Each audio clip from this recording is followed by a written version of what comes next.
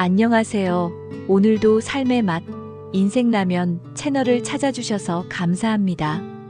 영상을 보시기 전에 구독 버튼과 좋아요 버튼을 꾹 눌러주시고 알림 설정까지 해주시면 새로운 사연을 가장 빨리 만나보실 수 있습니다. 그럼 오늘의 사연을 시작해 보겠습니다. 오늘 전해드릴 이야기는 평생 정직하게 살아온 한 퇴직 공무원의 이야기입니다. 정년 퇴직 후 제2의 인생을 준비하던 중 오래된 땅 문서와 함께 묻어두었던 가족의 비밀을 마주하며 배신감과 허탈함의 그림자를 경험하게 되는 한 남성의 사연입니다. 이 사연은 특정 인물 및 지명과 무관한 창작 이야기입니다. 그날 법원에서 제 이름이 지워졌습니다. 과연 그는 무엇을 되찾으려 했을까요? 박정태는 올해 62세입니다. 30년 넘게 공무원으로 일하며 늘 원칙대로, 정석대로 살아온 사람이었죠. 2년 전 정년 퇴직을 한 후 연금으로 조용히 생활하고 있었습니다. 주위 사람들은 그를 융통성 없는 꼴통이라고 부르기도 했지만 정태는 그런 말들에 개의치 않았습니다. 자신만의 신념을 지키며 살아가는 것이 옳다고 믿었거든요. 아내 순자와 사별한 지도 벌써 3년이 흘렀습니다. 처음 1년은 정말 힘들었죠. 35년 넘게 함께 살아온 아내 없는 집은 너무나 적막했고 혼자 먹는 밥은 모래를 씹는 것 같았습니다. 그러던 어느 날 동창회에서 우연히 첫사랑 윤미숙을 만나게 되었습니다. 미숙이도 3년 전 남편을 여의고 혼자 지내고 있었습니다. 미숙은 60세로 정태보다 2살 어렸죠. 40년 만에 만난 두 사람은 젊은 시절의 추억을 떠올리며 자연스럽게 가까워졌습니다. 정태에게는 오랜만에 찾아온 따뜻함이었습니다. 정태야, 우리 이제 나이도 많은데 서로 의지하며 살면 어떨까? 미숙의 제안에 정태의 마음도 기울어졌습니다. 남은 인생을 혼자 보내기에는 너무 외로웠거든요. 두 사람은 재혼을 결심했습니다. 하지만 문제는 자식들이었습니다. 정태의 아들 민중과 며느리는 아버지의 재혼을 강력히 반대했습니다. 아버지, 어머니 돌아가신 지 겨우 3년밖에 안 됐는데 벌써 다른 여자랑 결혼하신다고요? 며느리의 목소리에는 차가운 날이 서려 있었습니다. 그런 게 아니야. 아버지도 혼자 지내시기 힘드실 텐데 좋은 분을 만나셨으면. 정태는 아들을 달래려 했지만 민준의 표정은 굳어 있었습니다. 아버지 재산은 어떻게 하실 건가요? 특히 선산이랑 그 오래된 땅 말이에요. 아, 그제서야 정태는 깨달았습니다. 겉으로는 재혼을 걱정하는 것처럼 보이지만 실상은 재산 문제가 걸려 있었던 것이죠. 정태가 가진 재산 중에서 가장 중요한 것은 아버지로부터 물려받은 땅이었습니다. 지금은 재개발 예정 구역에 포함되어 있어서 제법 가치가 있는 땅이었죠. 자식들 입장에서는 새어머니가 들어오면 그 재산이 분산될 수 있다는 불안감이 컸을 겁니다. 너희들 걱정은 하지 마라. 재혼을 한다고 해서 내 재산을 함부로 처분하지는 않을 테니까. 정태의 말에도 불구하고 분위기는 쉽게 풀리지 않았습니다. 결국 재혼 계획은 잠시 보류하기로 했죠. 한 달 후 정태는 오랜 친구 김영호를 만나러 갔습니다. 영호는 부동산 중개업을 하고 있었는데 영호도 정태와 같은 나이인 62세로 정년 퇴직 후 부동산 일을 시작한 지 2년 정도 되었습니다. 재개발 소식 때문에 정태의 땅 시세를 알아보자고 했거든요. 정태야, 내 땅값이 꽤 올랐더라. 한번 등기부등본이라도 떼어볼까? 영호의 사무실에서 컴퓨터로 등기부등본을 확인하던 중 정태는 믿을 수 없는 광경을 목격했습니다. 분명히 자신의 이름으로 되어 있어야 할 땅의 소유자가 아들 민준으로 바뀌어 있었던 것입니다. 그것도 3년 전에 명의가 변경되어 있었죠. 이게 무슨 일이야? 영호야, 이 화면이 잘못된 거 아니야? 정태의 목소리가 떨렸습니다. 영호도 당황스러운 표정을 지었죠. 아니야, 정태야. 이건 정부 사이트에서 바로 확인하는 거라 틀릴 리가 없어. 3년 전에 분명히 내 아들 명의로 바뀌었다고 나와 있어. 정태는 머릿속이 하얘졌습니다. 자신이 모르는 사이에 땅 명의가 바뀌었다는 것이 믿어지지 않았거든요. 집으로 돌아가는 길, 정태는 3년 전을 떠올려 보려 했습니다. 그때 민준이 사업에 실패해서 큰 빚을 지고 힘들어했던 기억이 났죠. 정태는 아들을 도와주기 위해 자신의 땅을 담보로 대출을 받아준 적이 있었습니다. 그때 민준이 말했었죠. 아버지, 서류상으로만 잠시 명의를 변경해야 해요. 대출 조건이 그래요. 일이 정리되면 바로 다시 아버지 명의로 돌려놓을게요. 정태는 가족을 믿고 별다른 의심 없이 여러 서류에 도장을 찍었습니다. 그런데 그것이 단순한 담보 설정이 아니라 명예 자체를 넘기는 것이었다니요. 집에 도착한 정태는 곧바로 민준에게 전화를 걸었습니다. 민준아, 너 지금 당장 집에 와라. 아버지, 무슨 일이세요? 저 지금 회사에 있는데. 당장 와. 할 말이 있어. 1시간 후 민준이 집에 도착했습니다. 함께 온 며느리의 표정도 어딘가 어색해 보였죠.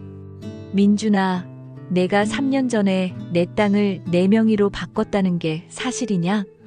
정태의 직설적인 질문에 민준은 잠시 당황하는 기색을 보였습니다. 아버지, 그게 무슨 말씀이세요? 등기부등본을 확인해 봤다. 분명히 3년 전에 내 명의로 바뀌어 있더라. 민준은 잠시 생각하더니 이렇게 대답했습니다. 아, 그때 말이에요? 아버지, 기억하시죠? 그때 아버지께서 깜빡깜빡 하시는 일이 많아졌잖아요. 병원에서도 기억이 흐릿해지는 증상이 있을 수 있다고 했고요. 그래서 제가 아버지 재산을 대신 관리하기로 한 거예요. 정태는 어이가 없었습니다. 기억이 흐릿해진다고? 내가 언제 그랬어? 나는 멀쩡해. 아버지, 진정하세요. 그때 아버지께서 같은 말을 하루에도 몇 번씩 반복하시고 방금 한 말도 잊어버리시고 그랬잖아요. 며느리도 거들었습니다. 맞아요, 아버지. 저희가 얼마나 걱정했는데요. 그래서 부득이하게 재산 관리를 도와드린 거예요. 정태는 분노가 치솟았습니다. 자신의 기억으로는 그런 일이 없었거든요. 물론 나이가 들면서 가끔 깜빡하는 일은 있었지만 기억력에 문제가 있다고 할 정도는 아니었습니다. 그럼 지금은 왜 아무 말도 안 했어? 내가 재혼한다고 했을 때도 재산 걱정하면서 아버지께서 좀 나아지신 것 같아서요. 하지만 여전히 완전히 회복된 건 아니잖아요. 정태는 더 이상 대화를 이어갈 수 없었습니다. 아들과 며느리가 자신을 속이고 있다는 확신이 들었지만 증거가 없었거든요. 그날 밤 정태는 잠을 이루지 못했습니다. 평생을 정직하게 살아온 자신이 가장 믿었던 가족에게 배신당했다는 생각이 들었거든요. 다음 날 아침 정태는 결심을 했습니다. 법률 상담을 받아보기로 한 것이죠. 동네 법률 상담소를 찾아간 정태는 상황을 자세히 설명했습니다. 어르신, 상황이 좀 복잡하네요.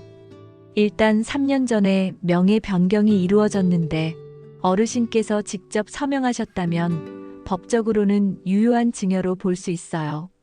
변호사의 말에 정태는 절망감을 느꼈습니다. 하지만 제가 속아서 서명한 거라면요? 그렇다면 사기나 강박에 의한 법률행위 취소를 주장할 수 있어요. 다만 입증이 쉽지 않을 것 같습니다. 당시 어르신의 판단 능력이나 상황에 대한 객관적인 증거가 필요하거든요. 변호사는 계속해서 설명했습니다. 일단 명예 변경 당시의 모든 서류를 확인해보고 증인이 있는지도 알아봐야 합니다. 그리고 당시 어르신의 건강 상태에 대한 의료 기록도 중요할 것 같네요. 정태는 집으로 돌아와서 3년 전 자료들을 뒤져보기 시작했습니다. 다행히 그때 받았던 건강검진 결과가 남아 있었죠. 검사 결과에는 정상이라고 적혀 있었습니다. 기억력 저하나 인지능력 문제 같은 소견은 전혀 없었죠. 이걸 가지고 가면 되겠구나. 정태는 다시 희망을 품었습니다. 한 달 후 정태는 법률 대리인과 함께 법원을 찾았습니다. 명예 변경에 대한 무효 확인 소송을 제기하기 위해서였죠. 법원 복도를 걸어가던 정태는 익숙한 얼굴을 발견했습니다. 20년 전 아들의 사업을 도와준 적이 있는 최 사장이었죠. 최 사장님? 아, 정태 씨. 오랜만이네요. 여기서 뭘 하세요? 아, 그게 좀 복잡한 일이 있어서요. 사장님은 무슨 일로? 저도 부동산 관련 소송 때문에 왔어요. 그런데 정태 씨, 혹시 민준이와 관련된 일인가요? 최 사장의 말에 정태는 깜짝 놀랐습니다. 어떻게 아세요? 실은 3년 전에 민준이가 저를 찾아온 적이 있어요. 그때 정태 씨 땅 이야기를 하더라고요. 정태의 가슴이 두근거리기 시작했습니다. 무슨 이야기를 했다는 겁니까? 최 사장은 잠시 주위를 둘러보더니 조용히 말했습니다. 여기서 이야기하기는 그러니까 근처 커피숍으로 가죠. 커피숍에 앉은 최 사장은 천천히 이야기를 시작했습니다. 정태 씨, 3년 전에 민준이가 저를 찾아왔어요. 아버지 땅을 담보로 대출을 받아야 하는데 절차가 복잡하다면서 제가 중간에서 도와달라고 하더라고요. 그래서요? 처음에는 단순한 담보 설정인 줄 알았어요. 그런데 민준이가 가져온 서류를 보니까 아이의 명의를 저에게 증여하는 내용이었어요. 정태는 숨이 막혔습니다. 증여요? 네, 정태 씨가 직접 서명한 증여 서류였어요. 저도 이상해서 민준이에게 물어봤죠. 그랬더니 아버지께서 기억이 흐릿해지는 증상이 있어서 복잡한 절차보다는 간단하게 처리하고 싶어 한다고 하더라고요. 최 사장은 계속 말을 이어갔습니다. 그래서 저는 민준이 말을 믿고 증여를 받았어요. 그리고 바로 다음 날 민준이 명의로 다시 이전해줬고요. 그럼 제가 직접 최 사장님께 증여한 게 맞나요? 서류상으로는 그래요. 정태 씨 도장도 분명히 찍혀 있었고 본인 확인도 제대로 됐고요. 하지만 이상한 점이 하나 있었어요. 정태는 귀를 기울였습니다. 민준이가 저에게서 땅을 넘겨받은 다음 날 그 땅을 또 다른 사람에게 팔아버렸더라고요. 뭐라고요? 정태는 자리에서 벌떡 일어났습니다. 민준이는 저에게 아버지 병원비를 마련하기 위한 거라고 했어요. 그런데 알고 보니까 그 돈으로 자기 빚을 갚았더라고요. 정태는 현기증을 느꼈습니다. 아들이 자신을 완전히 속였다는 사실을 깨달았거든요. 그래서 최 사장님은 그 이후로 민준이와 연락을 안 하신 건가요? 네, 저도 기분이 나빴거든요. 아버지를 속이고 자기 빚을 갚는데 저를 이용했다는 걸 나중에 알았으니까요. 정태는 분노와 배신감으로 온몸이 떨렸습니다. 그런데 바로 그때 법원 복도에서 익숙한 목소리가 들려왔습니다. 아버지, 민준과 며느리였습니다. 이들도 법원에 일이 있어서 온 모양이었죠. 정태는 최 사장과 함께 민준 앞으로 걸어갔습니다. 민준아, 너 지금 당장 설명해라. 아버지, 여기서 무슨 일이세요? 최 사장님한테 다 들었다. 내가 3년 전에 무슨 짓을 했는지 말이야. 민준의 얼굴이 창백해졌습니다. 며느리도 당황한 기색이 역력했죠. 아버지, 그게 무슨... 내가 내 땅을 팔아버렸다는 거 다 안다. 정태의 목소리가 법원 복도에 울려 퍼졌습니다. 주위 사람들이 쳐다보기 시작했죠. 민준은 잠시 침묵하더니 고개를 숙였습니다. 죄송합니다, 아버지. 죄송하다고? 내가 날 기억력이 나쁘다고 핑계를 대면서 내 재산을 빼돌린 걸 죄송하다는 말로 끝낼 수 있는 거냐? 아버지, 처음에는 정말 아버지 병원비를 마련하려고 했어요. 민준의 목소리가 떨렸습니다. 하지만 그때 제 사업이 완전히 망했고 빚쟁이들이 집까지 찾아왔어요. 그래서 그 돈을 빚 갚는 데 쓸 수밖에 없었어요. 며느리가 갑자기 끼어들었습니다. 어차피 어머니 유산인데 저희가 갖는 게 당연하죠. 아버지가 재혼하시면 그 여자한테 다 넘어갈 텐데 그게 말이 되나요? 정태는 며느리의 차가운 말에 더욱 충격을 받았습니다. 내가 지금 무슨 말을 하는 거냐? 사실이잖아요. 아버지가 그 여자랑 결혼하시면 저희는 뭐가 되는 거예요? 평생 고생해서 모은 재산을 남한테 주실 건가요? 민준도 며느리의 말에 힘을 얻은 듯 고개를 들었습니다. 아버지, 저희도 살아야 해요. 아이들 교육비며 집 대출이며 얼마나 많은데요. 정태는 허탈했습니다. 자신이 평생을 키운 아들이 이런 말을 하다니요. 너희들이 살려면 아버지를 속여야 하는 거냐? 내가 언제 너희를 굶겼냐? 그런 게 아니라 미리 정리해둔 거예요.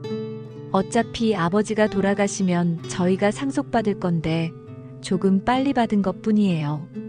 며느리의 말은 더욱 냉정했습니다. 정태는 더 이상 할 말이 없었습니다. 이들에게 자신은 이미 죽은 것이나 다름없었던 거죠. 좋아, 알겠다. 너희들 뜻대로 해라. 정태는 돌아서려다가 다시 돌아봤습니다. 하지만 이것만은 분명히 해둔다. 나는 내 재산을 어떻게 쓰든 내 자유고 누구와 결혼하든 내 자유야. 너희들이 더 이상 관여할 일이 아니다. 법원을 나온 정태는 한없이 외로웠습니다. 평생을 정직하게 살면서 가족을 가장 소중히 여겼는데 그 가족에게 이런 배신을 당할 줄은 꿈에도 몰랐거든요. 집에 돌아온 정태는 혼자 소주를 한 잔 따라 놓고 마셨습니다. 순자의 사진을 바라보며 중얼거렸죠. 여보, 우리가 아이를 잘못 키웠나 봐.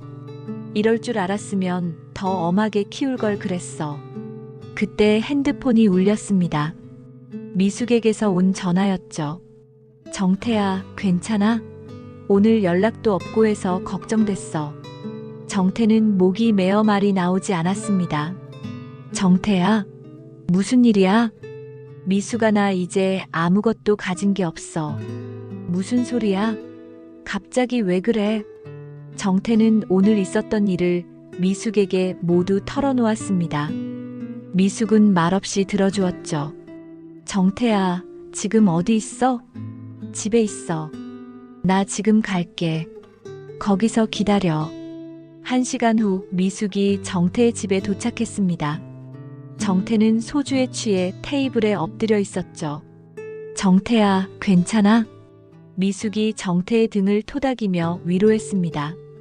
미숙아, 나 정말 바보였나 봐. 가족을 너무 믿었어. 아니야, 정태야. 내가 잘못한 게 아니야.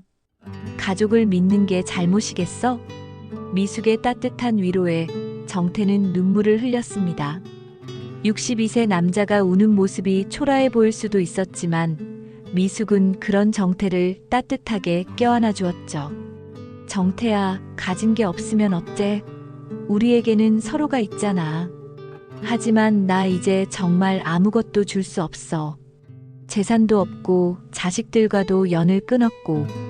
정태야, 나는 내 재산 때문에 내 곁에 있는 게 아니야. 우리가 젊었을 때를 생각해봐. 그때도 우리한테는 아무것도 없었잖아. 그래도 행복했잖아. 미숙의 말에 정태는 조금씩 마음이 진정되었습니다. 그날 밤 정태는 많은 생각을 했습니다.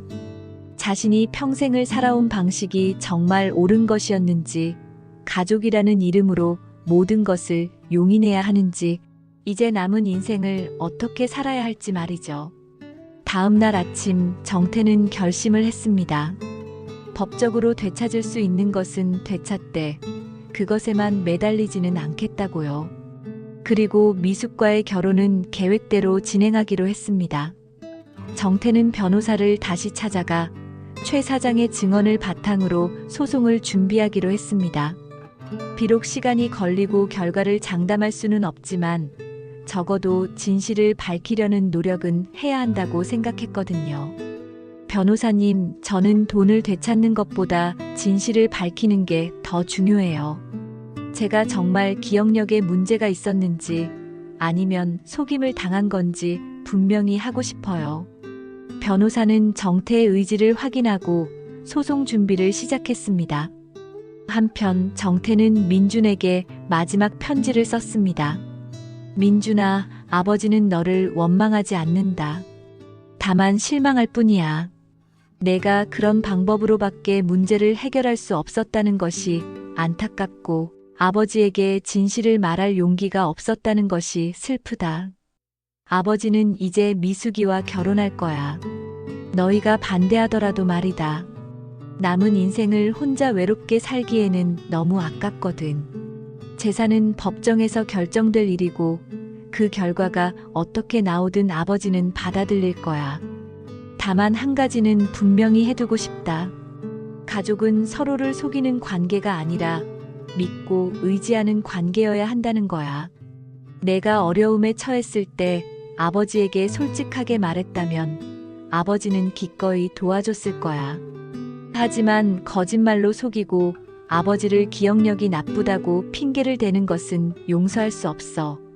언젠가 내가 진심으로 잘못을 뉘우치고 찾아온다면 그때는 아버지도 너를 다시 받아들일 수 있을 거야. 하지만 지금은 아니다. 건강하게 잘 살아라. 편지를 쓰고 나니 마음이 조금 가벼워졌습니다. 분노와 원망으로 가득했던 마음에 차츰 평온이 찾아왔죠. 3개월 후 드디어 재판이 시작되었습니다. 정태는 최 사장과 함께 법정에 나섰고 민준도 변호사와 함께 출석했습니다.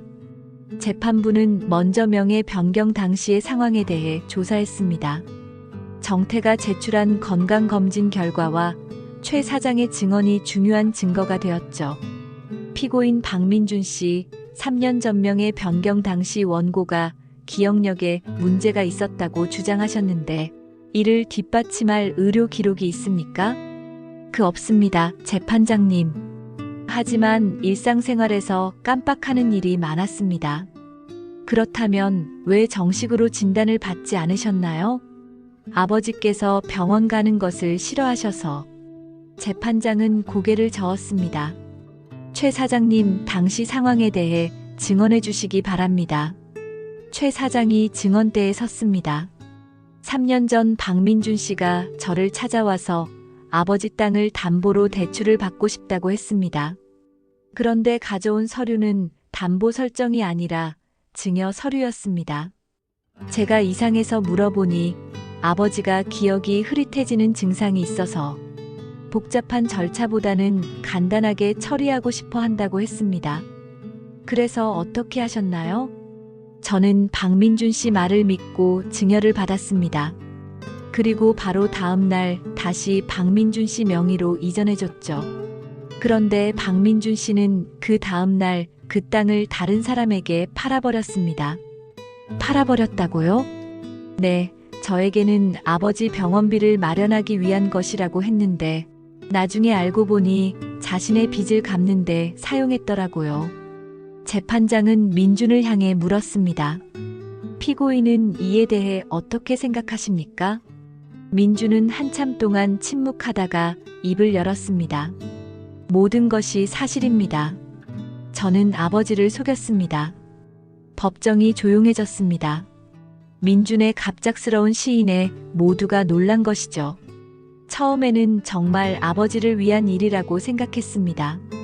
하지만 제 사업이 망하고 빚에 쪼들리면서 그 돈을 제 빚을 갚는데 사용했습니다.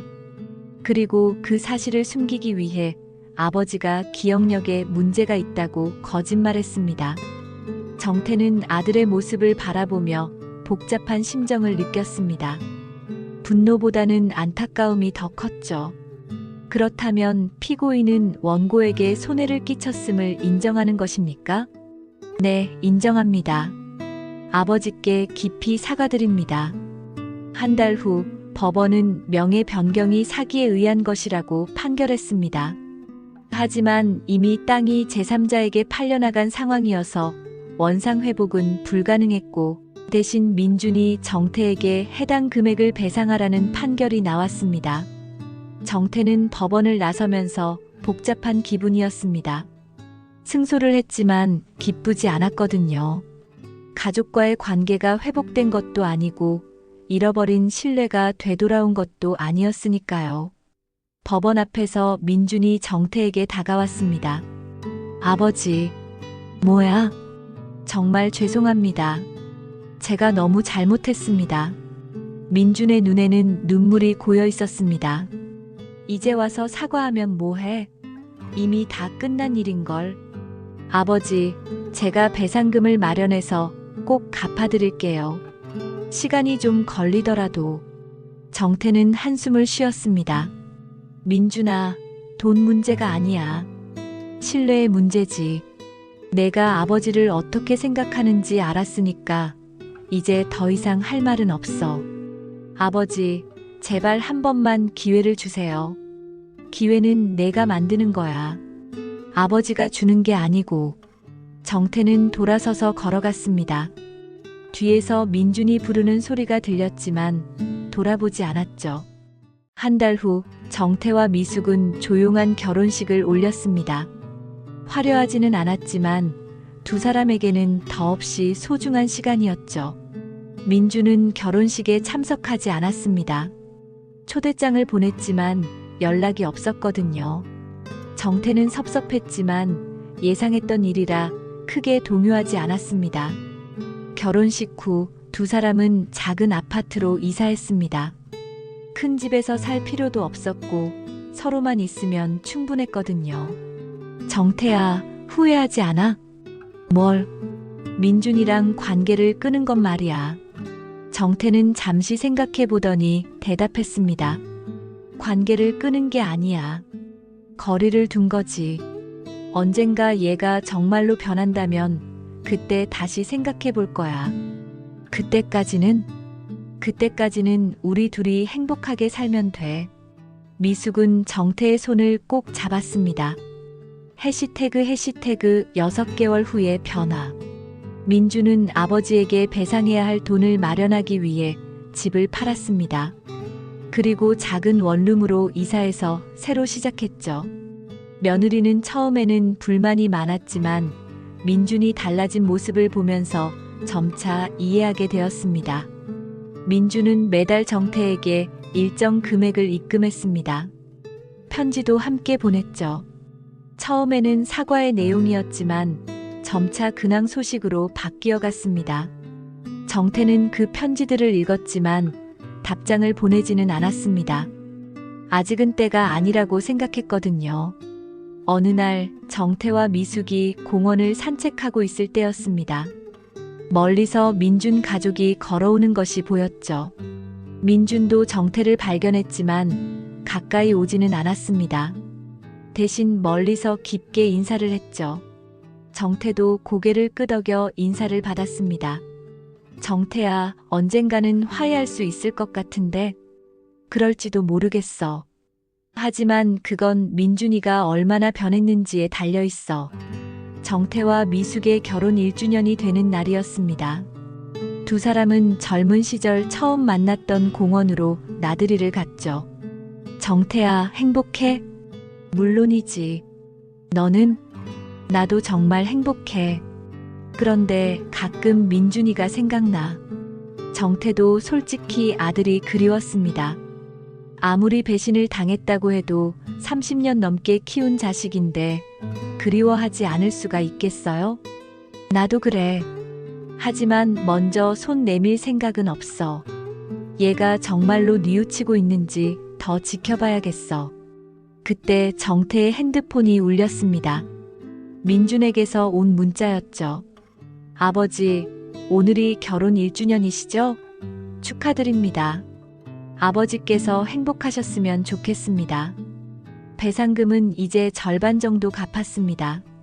끝까지 책임지겠습니다. 정태는 문자를 보고 한참을 생각했습니다. 그리고 처음으로 답장을 보냈죠. 고맙다. 건강하게 잘 살아라. 짧은 답장이었지만 민준에게는 큰 의미였을 겁니다. 해시태그 에필로그 진정한 가족의 의미. 2년이 흘렀습니다. 민준은 약속대로 배상금을 모두 갚았고 새로운 사업을 시작해서 조금씩 안정을 찾아가고 있었습니다. 정태와 미숙은 여전히 행복하게 살고 있었죠. 가끔 민준 가족과 우연히 마주치면 서로 인사를 나누는 정도의 관계를 유지하고 있었습니다. 어느 추석날 민준이 정태의 집 앞에 나타났습니다. 손에는 과일 상자를 들고 있었죠. 아버지, 왜 왔어? 추석인데 인사드리려고 왔습니다. 정태는 잠시 망설이다가 문을 열어주었습니다. 들어와. 민준은 조심스럽게 집 안으로 들어왔습니다. 미숙도 나와서 인사를 받았죠. 민준아, 그동안 어떻게 지냈어? 네, 덕분에 잘 지내고 있습니다. 어색한 침묵이 흘렀습니다. 2년 만에 만난 아버지와 아들 사이의 대화가 쉽지 않았거든요. 아버지, 제가 정말 잘못했습니다. 이제야 제대로 깨달았어요. 뭘 깨달았는데? 가족이라는 게 당연한 게 아니라는 걸요. 서로 믿고 존중해야 하는 건데 저는 그걸 당연하게 여기고 아버지를 이용했습니다. 정태는 아들의 말을 듣고 있었습니다. 그리고 아버지의 행복보다 제 이익만 생각했어요. 아버지께서 재혼하시는 것도 진심으로 축복하지 못했고요. 민준의 목소리에 진심이 담겨 있었습니다. 아버지, 이제라도 늦지 않았다면 다시 가족이 될 수 있을까요? 정태는 한참을 생각했습니다. 그리고 천천히 입을 열었죠. 민준아, 가족은 피로 이어진 관계가 아니야. 서로를 믿고 존중하는 관계지. 내가 정말로 그걸 깨달았다면 우리는 다시 시작할 수 있어. 민준의 눈에 눈물이 고였습니다. 네, 아버지. 정말 감사합니다. 미숙이 부엌에서 차를 끓여왔습니다. 자, 이제 차나 마시면서 천천히 이야기해요. 그날 이후로 정태와 민준의 관계는 조금씩 회복되기 시작했습니다. 예전처럼 가까운 사이는 아니었지만 서로를 이해하고 존중하는 관계로 발전해 나갔죠. 정태는 이 모든 일을 겪으면서 깨달았습니다. 가족이라는 이름만으로는 충분하지 않다는 것을. 진정한 가족은 서로를 속이지 않고 믿음을 바탕으로 만들어지는 것이라는 걸 말이죠. 그리고 나이가 들어서도 새로운 사랑을 시작할 수 있다는 것. 가장 중요한 것은 서로를 진심으로 아끼는 마음이라는 것도 깨달았습니다. 지금 정태는 미숙과 함께 조용하고 평온한 일상을 보내고 있습니다. 가끔 민준 가족과 만나 식사를 하기도 하고 손자들과 공원에서 산책을 하기도 하죠. 예전처럼 완벽한 가족은 아닐지 모르지만 서로의 상처를 인정하고 치유해 나가는 진정한 가족의 모습을 만들어가고 있습니다. 정태의 이야기는 우리에게 많은 것을 시사합니다. 가족 간의 신뢰가 얼마나 소중한지, 그리고 그 신뢰가 한번 깨지면 회복하는데 얼마나 많은 시간과 노력이 필요한지를 보여주죠. 또한 황혼의 나이에도 새로운 사랑을 시작할 수 있다는 희망과 진정한 행복은 물질적인 것이 아니라 서로를 아끼는 마음에서 나온다는 교훈을 전해줍니다. 오늘의 사연은 여기까지입니다. 만약 여러분이 정태의 상황에 처한다면 어떤 선택을 하시겠습니까? 가족과의 관계를 완전히 끊으시겠습니까? 아니면 끝까지 기다리며 화해의 기회를 찾으시겠습니까? 그리고 황혼의 나이에 새로운 사랑을 시작하는 것에 대해 어떻게 생각하시는지도 댓글로 남겨주세요. 여러분의 소중한 의견이 다른 분들에게 큰 도움이 될 것입니다. 다음에도 더 좋은 이야기로 찾아뵙겠습니다. 오늘도 삶의 맛, 인생 라면과 함께 해주셔서 감사합니다. 구독과 좋아요, 알림 설정 잊지 마시고 행복한 하루 되세요.